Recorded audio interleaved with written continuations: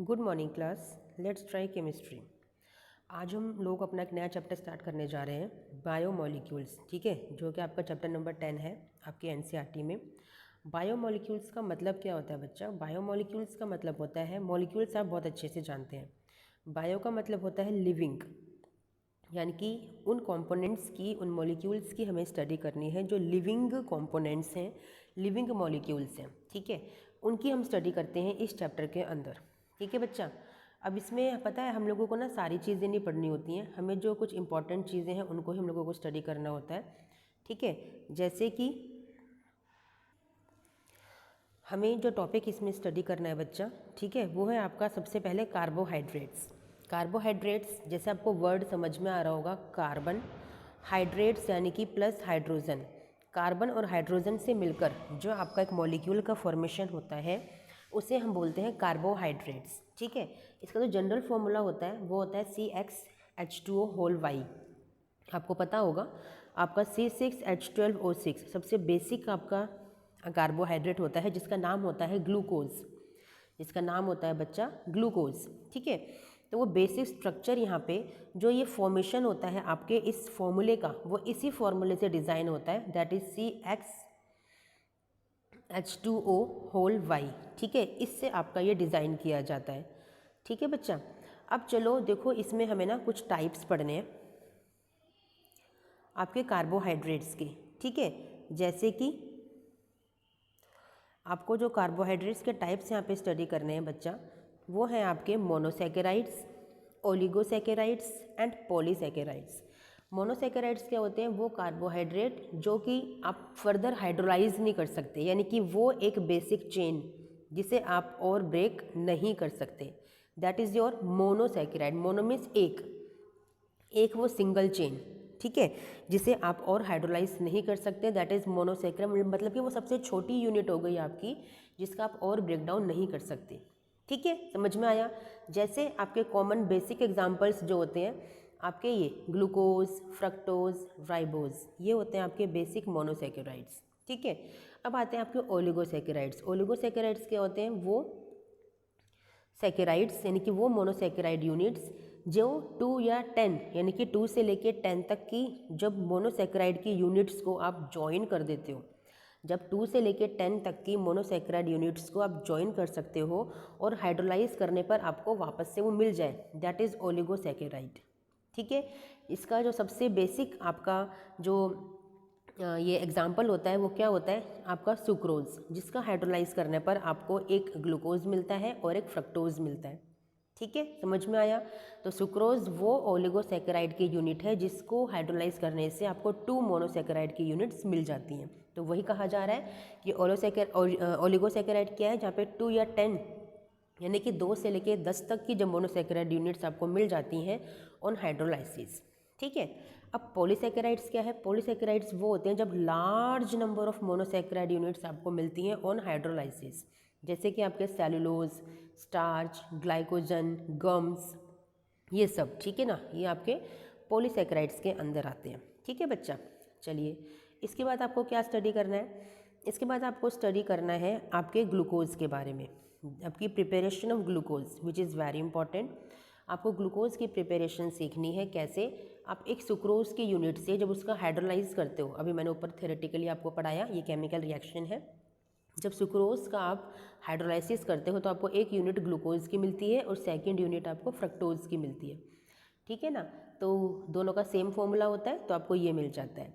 इसके बाद आपका स्टार्च या फिर सेलुलोज को भी जब n नंबर ऑफ चेन्स को आप n number of times hydrolyse करते हो तो भी आपको n number of units glucose की मिल जाती हैं। ठीक है, इंपॉर्टेंट वाला वैसे यही है। ठीक है, अब इसके बाद बच्चा आपको क्या करना है? इसके बाद आपको ये वाला जो नीचे आपको पूरा का पूरा दे रखा है, which is very important to all of you. कैसे इंपॉर्टेंट है बच्चा? आपको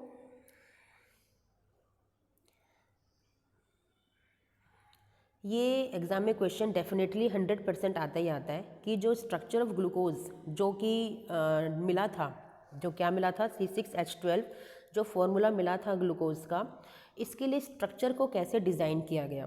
तो स्ट्रक्चर का जो डिज़ाइनिंग है वो यहाँ इन केमिकल रिएक्शंस से किया गया था, काफ़ी रिसर्च हुई थी। ठीक है। जैसे कि पहले क्या पता चला कि सबसे पहले आपको मॉलिक्यूलर फॉर्मूला मिल गया था, उसके बाद इस मॉलिक्यूलर फॉर्मूले की रिएक्शन करवाई गई थी हाइड्रोजन आयोडाइड के साथ। ठीक है, तो क्या पाया गया कि जो आपके ग्लूकोज का जो ये फॉर्मूला है ना, ये एक स्ट्रेट चेन है। क्या पाया गया कि जो ग्लूकोज का फॉर्मूला है वो एक स्ट्रेट चेन है, क्योंकि वो एन हेक्सेन का फॉर्मूला बन के आया, यानी कि एन हेक्सेन का स्ट्रक्चर बन के आया। तो पता चला कि वो एक स्ट्रेट चेन है। ठीक है, उसके बाद इसकी रिएक्शन करवाई गई हाइड्रोक्सिल अमीन के साथ। तो पता है क्या मिला, यहाँ पे एक ऑक्साइम मिला। ऑक्साइम कब मिलता है, जब यहाँ पे जो आपका कार्बन था वो एक कार्बोनिल ग्रुप था। क्या पता चला कि जो कार्बन है आपके इस ग्लूकोज के स्ट्रक्चर में वो एक कार्बन क्या है, कार्बोनिल ग्रुप है। ठीक है, ये तो हमें पता चल गया तो हमने इसे लिख दिया, अदरवाइज ये थोड़ी पता चला था हम लोगों को सिर्फ ये पता चला था।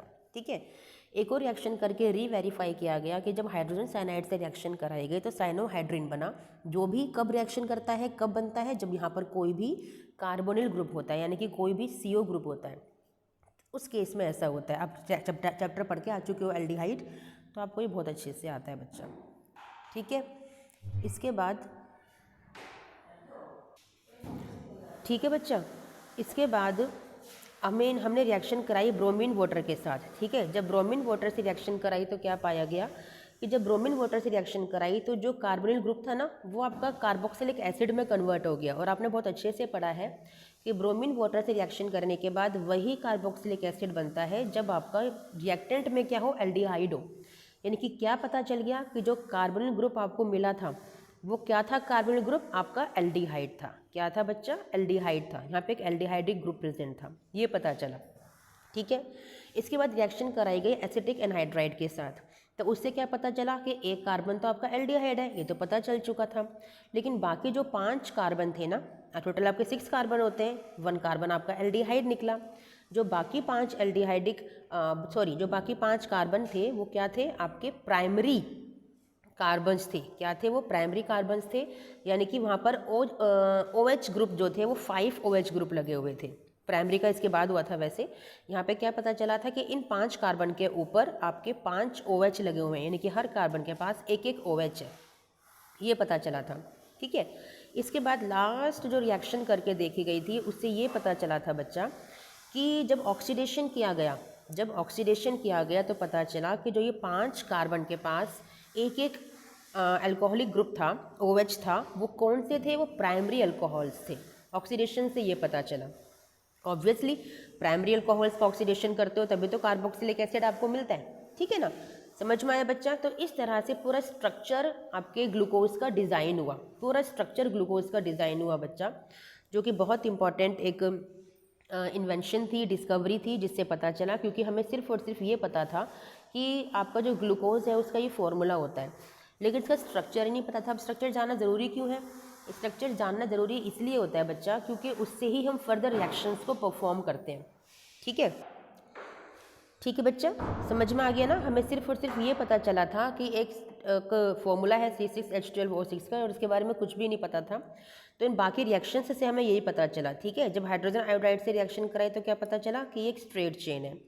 जब आपकी रिएक्शन कराई हाइड्रोक्सिल अमीन, ठीक है, और HCN के साथ, तो क्या पता चला कि इसका जो फर्स्ट कार्बन है वो एक कार्बोनिल ग्रुप है। ठीक है, फिर रिएक्शन कराई ब्रोमीन वाटर के साथ तो क्या पता चला कि जो कार्बोनिल ग्रुप है वो आपका एल्डिहाइडिक ग्रुप है। फिर रिएक्शन कराई एसिटिक एनहाइड्राइड के साथ तो क्या पता चला कि जो एक कार्बन के अलावा जो 5 कार्बन है उनके पास OH ग्रुप है। फिर रिएक्शन कराई गई यानी कि ऑक्सीडेशन किया गया तो क्या पता चला कि जो 5 कार्बन के पास जो OH ग्रुप है वो कौन से हैं, आपके प्राइमरी OH ग्रुप से। ठीक है, तो इस तरह से पूरा स्ट्रक्चर आपका डिज़ाइन हो गया था, किसका, आपके ग्लूकोज का। ठीक है, समझ में आया बच्चा। चलिए, इसके बाद अब आपको क्या करना है, अब आपको करना है जो ग्लूकोज का स्ट्रक्चर है, जो ग्लूकोज का स्ट्रक्चर है ना, उसका आपको स्टडी करना है बच्चा कि L और D कन्फर्मेशंस को आपको स्टडी करना है। L क्या होता है, लिवो रोटेटरी, यानी कि लेफ्ट में रोटेशन करता है मॉलिक्यूल। D होता है डेक्स्ट्रो रोटेटरी, यानी कि पॉजिटिव, ये नेगेटिव, यानी कि आपका पॉजिटिव का क्या मतलब है कि वो राइट में रोटेट करता है आपका मॉलिक्यूल। ठीक है, अब देखो जैसा आपको दिख रहा है, आपका ये वाला जो OH ग्रुप है वो राइट में है। ठीक है, तो इसका क्या मतलब है कि ये आपका D कन्फर्मेशन है। ठीक है, अभी और देखते हैं नीचे। ठीक है, आपको ये दिख रहा है ग्लिसरॉल्डिहाइड, ये ग्लिसरॉल्डिहाइड ही डिसाइड करता है, यही आपको बताता है कि जो आपका राइट में OH है इसका मतलब ये प्लस यानी कि डी कन्फर्मेशन है, आपका लेफ्ट में OH है यानी कि नेगेटिव यानी कि ये L कन्फर्मेशन है, यानी कि राइट D लेफ्ट L। समझ में आया बच्चा? ठीक है, इस तरह से आप पता करते हो कि कोई कन्फर्मेशन D है कि L है। ठीक है, चलिए इतना आपको पता चल गया। अब देखिए, अब आपको साइक्लिक स्ट्रक्चर बनाना भी सीखना है। जो इंपॉर्टेंट चीज़ें चैप्टर में वही कराऊंगी क्योंकि वही एग्जाम पॉइंट ऑफ व्यू से इंपॉर्टेंट है, बाकी आप लोग अपने नॉलेज के लिए रीड कर सकते हो। ठीक है, अब देखिए बच्चा, आपने ही देखा ये OH राइट में है तो यानी कि आपका D कन्फर्मेशन है, ये रही आपकी D पॉजिटिव कन्फर्मेशन है, D पॉजिटिव ग्लूकोज है। अब आपको यहाँ पे सीखनी है alpha and beta conformations. Alpha का क्या मतलब होता है कि जब आपका ये सेकंड वाला कार्बन का जो OH है अगर वो राइट में है तो वो अल्फ़ा है, और सेकंड कार्बन वाला, ठीक है, थोड़ा सा और नीचे की तरफ आते हैं बच्चा,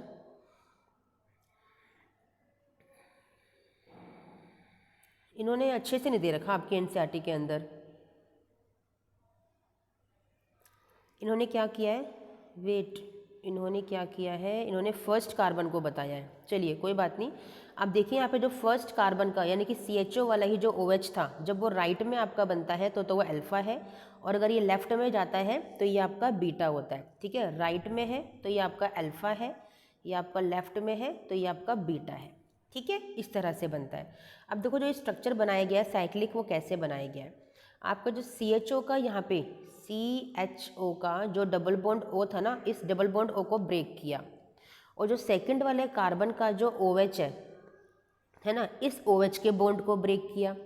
अब जो ये वाला O है वो तो देखो कैसे लगाया गया, देखो यहाँ से इस तरह से इससे ज्वाइन करके यहाँ पर लगाया गया, ये रहा वो ऑक्सीजन आपके पास, ये तो OH बन गया। कैसे, ये वाला जो H है ना, ये H चला गया ऑक्सीजन के पास, तो ये रहा OH, और जो ये वाला ऑक्सीजन है, ये वाला ऑक्सीजन, इसको थोड़ा सा लंबा बॉन्ड करके ऐसे शो कर दिया गया है कार्बन कार्बन के साथ। ठीक है, तो देखो ये स्ट्रक्चर आपको दिखाई दे रहा है, ये स्ट्रक्चर आपका साइक्लिक स्ट्रक्चर है। देखो ना, ये रहा ये स्ट्रक्चर आपका साइक्लिक, पूरा का पूरा बंद हो गया स्ट्रक्चर, तो इट्स साइक्लिक स्ट्रक्चर। ठीक है, ये भी साइक्लिक स्ट्रक्चर है, ये है अल्फा डी ग्लूकोज के लिए क्योंकि ये राइट में आ रहा है, ये है आपका बीटा डी ग्लूकोज के लिए क्योंकि लेफ्ट में आ रहा है। समझ में आया बच्चा? ये भी कभी कभी एग्जाम में बनाने के लिए आ जाता है, और बनाने के लिए नहीं भी आए तो हो सकता है कि ऑब्जेक्टिव क्वेश्चन में आपको मिल जाए। ठीक है बच्चा, चलिए इतना आपको समझ में आया। ये है कंप्लीट इसका साइक्लिक स्ट्रक्चर, पायरान से जो डिज़ाइन किया गया है। पायरान का क्या मतलब है, पायरान आपका एक स्ट्रक्चर है, इट इज़ पायरान। ठीक है, इसमें देखिए अल्फा डी पॉजिटिव और बीटा डी पॉजिटिव स्ट्रक्चर बनाए गए हैं। क्योंकि पायरान से बनाया गया है तो इसलिए इसको क्या बोलते हैं, ग्लूकोपायरानोज। क्या बोलते हैं, ग्लूकोपायरानोज। ठीक है, वहाँ ऊपर जो भी स्ट्रक्चर्स आपके राइट में थे, राइट का स्ट्रक्चर का क्या मतलब है कि जो भी आपके राइट में OH ग्रुप थे, जितने भी आपको ये OH ग्रुप दिख रहे हैं ना, ये वाले जितने भी आपको OH ग्रुप दिख रहे हैं राइट वाले, ये सभी के सभी आपके स्ट्रक्चर में जो अभी नीचे साइक्लिक स्ट्रक्चर आप बनाओगे ग्लूकोपायरानोज का, सारे राइट वाले नीचे की तरफ आएंगे, और जितने भी लेफ्ट वाले होते हैं ये सब ऊपर की तरफ आते हैं। ठीक है, कैसे, देखो बच्चा, ये रहे जितने भी राइट वाले थे वो सब नीचे हैं, देखो ये रहे। ठीक है, और जो लेफ्ट वाले थे वो ऊपर है, और CH2OH को नंबर 6 कार्बन को एज इट इज़ लिख देते हैं, ऊपर नीचे कहीं भी लिख दो, नीचे स्टेरिक हिंड्रेंस हो जाएगी तो इसलिए ऊपर इसको ओपनली लिख दिया गया है। ऐसे आपका बीटा में किया है, जितने भी राइट वाले थे, जितने भी आपके राइट वाले थे वो तो नीचे की तरफ है, और जो लेफ्ट वाले थे वो ऊपर की तरफ है। ठीक है, इस तरह से स्ट्रक्चर को डिज़ाइन किया जाता है बच्चा, समझ में आ गया? तो ये ग्लूकोज यहाँ पे आपका एंड होता है। ठीक है, इसके बाद आपका आता है फ्रक्टोज। ग्लूकोज फ्रक्टोज के स्ट्रक्चर में क्या डिफरेंस है बच्चा, ग्लूकोज में आपका जो फर्स्ट नंबर का कार्बन होता है वो तो एक एल्डिहाइडिक कार्बन होता है, फ्रक्टोज में आपका सेकंड नंबर का कार्बन जो होता है वो कीटोनिक होता है, यानी कि इसका सेकंड नंबर ऑफ कार्बन क्या है, कीटोन है। ठीक है, बाकी सब कुछ सेम है स्ट्रक्चर के अंदर। इसका जो स्ट्रक्चर है वो फ्यूरान से लिया गया है, तो इसलिए इसको बोलते हैं फ्रक्टोफ्यूरानोज। फ्रक्टोफ्यूरानोज अल्फा, पहले डी देखो, डी नेगेटिव है और ये भी डी नेगेटिव है। ठीक है, डी मतलब आपका राइट में आपका ये OH आ रहा है। ठीक है, अल्फा का क्या मतलब है, ये वाला OH देखो राइट में है। बीटा का क्या मतलब है कि वाला OH आपका लेफ्ट में है। जैसे ऊपर आपने ग्लूकोज के स्ट्रक्चर को साइक्लिक स्ट्रक्चर में कन्वर्ट किया था, वैसे ही यहाँ पर भी साइक्लिक स्ट्रक्चर में कन्वर्ट किया गया है। ठीक है, इंपॉर्टेंट आपका वही है ग्लूकोज वाला। ठीक है, इसमें भी देख लीजिए वही सेम है, आपके जितने भी ऊपर वाले जो OH ग्रुप थे वो सभी के सभी नीचे आए हुए हैं और लेफ्ट वाले कहाँ हैं, आपके ऊपर की तरफ है। ठीक है बच्चा, समझ में आ गया। चलिए, इसके बाद आपको करना है एक इम्पॉर्टेंट क्वेश्चन है glycosidic linkage. What is glycosidic linkage? जब दो यूनिट्स, दो मोनोसेकेराइड यूनिट्स आपकी ज्वाइन होती हैं एक ऑक्सीजन के साथ, दैट इज ग्लाइकोसिडिक लिंकेज। इसे ग्लाइकोसिडिक बॉन्ड भी बोला जाता है। सुक्रोज का स्ट्रक्चर है अल्फा डी ग्लूकोज और बीटा डी फ्रक्टोज को ज्वाइन करके बनता है। इसका C1 कार्बन और इसका C2 कार्बन। ठीक है, ये आपको याद रखना होगा क्योंकि ऑब्जेक्टिव क्वेश्चन में पूछ लिया जाता है बच्चा। ठीक है, फिर है आपका माल्टोज। माल्टोज के लिए देखिए एक यूनिट आपकी अल्फा डी ग्लूकोज की चाहिए और दूसरी यूनिट भी आपकी अल्फा डी ग्लूकोज की होनी चाहिए, बट इसका C1 कार्बन C4 कार्बन से अटैच होता है विद अ ग्लाइकोसिडिक लिंकेज। ठीक है, इजी है, याद करेंगे हो जाएगा बच्चा। लैक्टोज के लिए देख लीजिए, लैक्टोज का आपका beta D galactose and beta D glucose की एक एक यूनिट है। इसका C1 कार्बन और इसका C4 कार्बन ग्लाइकोसिडिक लिंकेज से अटैच्ड होता है। ठीक है बच्चा, चलिए समझ में आ गया। ठीक है, अमाइलोज का देख लीजिए काफ़ी बड़ा स्ट्रक्चर है, कोई भी लर्न करने की ज़रूरत नहीं है इसके अंदर। ऐसे आपका अमाइलोपैक्टिन है, सेलुलोज है, इनको भी कुछ भी करने की, छेड़ने की ज़रूरत आपको नहीं है। ठीक है, अब आते हैं प्रोटीन पे। ये प्रोटीन का ना बेसिक स्ट्रक्चर होता है जो अल्फा अमीनो एसिड से बनता है। अल्फा अमीनो मतलब sorry not alpha, amino acid से मिलके बनता है। अमीनो एसिड की बहुत सारी चेन होती हैं, या फिर ये कह सकते हो कि अमाइन ग्रुप की और COOH की बहुत सारी चेन होती हैं जो अटैच होकर अमीनो एसिड का फॉर्मेशन करती हैं। ठीक है, ये रही आपकी COOH और NH2 की यूनिट। ठीक है, ओके बच्चा, ये है आपका अमीनो एसिड का स्ट्रक्चर। ये डिफरेंट अमीनो एसिड्स आपको दे रखे हैं, लर्न करने की ज़रूरत नहीं है, केमिस्ट्री में नहीं आते, ये बायो स्टूडेंट्स के लिए होते हैं। ठीक है, एक इंपॉर्टेंट क्वेश्चन यहाँ से आता है, essential amino acids and non essential amino acids. जो अमीनो एसिड्स आपके बॉडी में बनते हैं वो तो होते हैं नॉन एसेंशियल, क्योंकि बाहर से लेने की ज़रूरत आपको नहीं है, बॉडी में ही अपने आप बन रहे हैं। Which can be synthesized in the body are non as essential amino acids, non essential amino acids. ठीक है, और जिन्हें बाहर से लेने की ज़रूरत होती है, मतलब डाइट में होने ही चाहिए आपके, वो होते हैं एसेंशियल अमीनो एसिड्स। मतलब वही है ना, घर की मुर्गी दाल बराबर, ये बॉडी में जो चीज़ ऑलरेडी है तो इंपॉर्टेंट नहीं है, इट मीन्स नॉन एसेंशियल, और जो चीज़ बॉडी में है नहीं है, बाहर से लेने की ज़रूरत है, that is essential amino acid. ठीक है, नेक्स्ट है आपका ज्यूटर आयन। ये मैंने बना के दिखाया था आपको अमाइन चैप्टर के अंदर, वैसे ही यहाँ पे ज्यूटर आयन का फॉर्मेशन होता है। ये एक आपका अमीनो एसिड है, यहाँ से H ब्रेक डाउन होगा और नाइट्रोजन की तरफ से एक्सेप्ट कर लिया जाएगा, तो ये बन गया आपका ज्यूटर आयन। ठीक है, चलिए ये सब चीज़ें आपको नहीं करनी है। ठीक है, इसमें आपको स्ट्रक्चर बस इंपॉर्टेंट ये है जानने के लिए, थ्योरी में क्वेश्चन आता है एक, कि जो सेकेंडरी स्ट्रक्चर होता है प्रोटीन का, प्रोटीन के primary, secondary, tertiary and quaternary structures होते हैं। जो प्राइमरी स्ट्रक्चर होता है वो तो आपका सिंपल एक सिंगल चेन है, जिसे आप प्राइमरी स्ट्रक्चर मान सकते हो। ठीक है, और जो सेकेंडरी स्ट्रक्चर होता है ये दो में डिवाइडेड है, एक अल्फा हेलिक्स में। ठीक है, आपको ये दिख रहा है ना, ये अल्फा हेलिक्स स्ट्रक्चर है एक्चुअली में, जो कि प्राइमरी की तरह दिखता है आपको, लेकिन एक कोइल्ड स्ट्रक्चर है, इट्स अ कोइल्ड स्ट्रक्चर, जिसकी जो बॉन्डिंग है वो CO और NH के बीच है। किसकी वजह से? हाइड्रोजन बॉन्डिंग की वजह से। यहाँ से 2 मार्क्स में क्वेश्चन एग्जाम के अंदर आता है बस। ठीक है, ज़्यादा कुछ करने की ज़रूरत नहीं है इस चैप्टर के अंदर आपको। सेकेंड जो सेकेंडरी स्ट्रक्चर होता है that is beta pleated sheets. अब देख रहे हो इस तरह से 3 आपकी चेन अटैच हो गई और यहाँ पे फर्दर अटैचिंग है अभी, यानी कि बहुत बड़ी चेन है जो आपके एक एक यूनिट आपकी ज्वाइन हो रही है हाइड्रोजन बॉन्ड के through. It is a beta pleated sheet. ठीक है, टर्शियरी स्ट्रक्चर है वो और भी ज़्यादा कोइल्ड होता है। मैं आपको एक स्ट्रक्चर दिखाती हूँ इस तरह से, देखिए ज़रा। ये देखिए प्राइमरी तो सिंपल स्ट्रेट स्ट्रक्चर है, सेकेंडरी में देखिए आपकी कॉइलिंग हो जाती है, टर्शियरी में देखिए जब 2 या 2 से ज़्यादा यूनिट ऐसे कोइल्ड स्ट्रक्चर्स आपके अटैच होते हैं तो इन्हें बोलते हैं टर्शियरी स्ट्रक्चर्स। और क्वाटर्नरी कौन से होते हैं? जब टर्शियरी ही बहुत सारी यूनिट्स ऐसे कोइल्ड आपके ज्वाइन हो जाए तो ये होती हैं आपके क्वाटर्नरी स्ट्रक्चर्स। ठीक है बच्चा, समझिए रियल स्ट्रक्चर्स देखो दिख रहे हैं आपको। ठीक है, जो बॉडी के अंदर मिलते हैं, समझ में आया बच्चा। इसके बाद एंजाइम्स है। एंजाइम की डेफिनेशन एग्जाम में 1-2 नंबर में आ सकती है कि एंजाइम्स क्या होते हैं, वो केमिकली केमिकल्स होते हैं एक्चुअली आपकी बॉडी के अंदर, ठीक है, जो कि रिएक्शंस के सीक्वेंस को प्रोसीड करते हैं, ठीक है, या फिर ये कह सकते हो कि enzymes are very specific for a particular reaction, ठीक है, और अ पर्टिकुलर सबस्ट्रेट, ठीक है। ये आपके बायो कैटलिस्ट होते हैं बॉडी के अंदर, दीज आर बायो कैटलिस्ट, ठीक है। बहुत सारी चीज़ इसमें बायो के बच्चों के लिए हैं जो आपको नहीं देखनी है। विटामिन्स भी आप बचपन से पढ़ते आ रहे हो, ठीक है, fat soluble, water soluble. Fat soluble vitamins कौन से होते हैं आपके ADE के, these are fat soluble vitamins. Water soluble मतलब जो पानी में वॉश करने से या पानी में जाते ही घुल जाते हैं, वो विटामिन B और विटामिन C होते हैं। कहते हैं ना सब्जियां ज़्यादा वॉश करने से क्या होता है, आपके B और C विटामिन आपकी सारे वहीं पे वेस्ट हो जाते हैं। ये सारे विटामिन की आपको दे रखी हैं, बचपन से आप इन्हें पढ़ते आ रहे हो, एक बार नज़र मार लीजिएगा बस, ठीक है। न्यूक्लिक एसिड आपको पता है, न्यूक्लिक एसिड आप दो तरह के पढ़ते हो, DNA RNA। न्यूक्लिक एसिड क्या होता है, जो रिस्पॉन्सिबल होते हैं आपके प्रोटीन्स के फॉर्मेशन के लिए, ठीक है, न्यूक्लियस ऑफ द सेल में प्रेजेंट होते हैं। DNA deoxy ribo nucleic acid, RNA ribo nucleic acid, ठीक है बच्चा, सिंपल है, ठीक है। ये सारे टाइप्स आपको दे रखे हैं, बस ये सब चीज़ें करने की ज़रूरत नहीं है आपको, ठीक है। ये आपको पता होना चाहिए न्यूक्लियोसाइड क्या होता है। न्यूक्लियोसाइड वो होता है जहाँ पे आपकी कोई यूनिट अटैच होती है with the base 1 position of the sugar, ठीक है, बेस 1 की जब यूनिट अटैच होगी आपकी शुगर की, दैट इज़ योर न्यूक्लियोसाइड, ठीक है बच्चा। चलिए इतना आपको समझ में आ गया।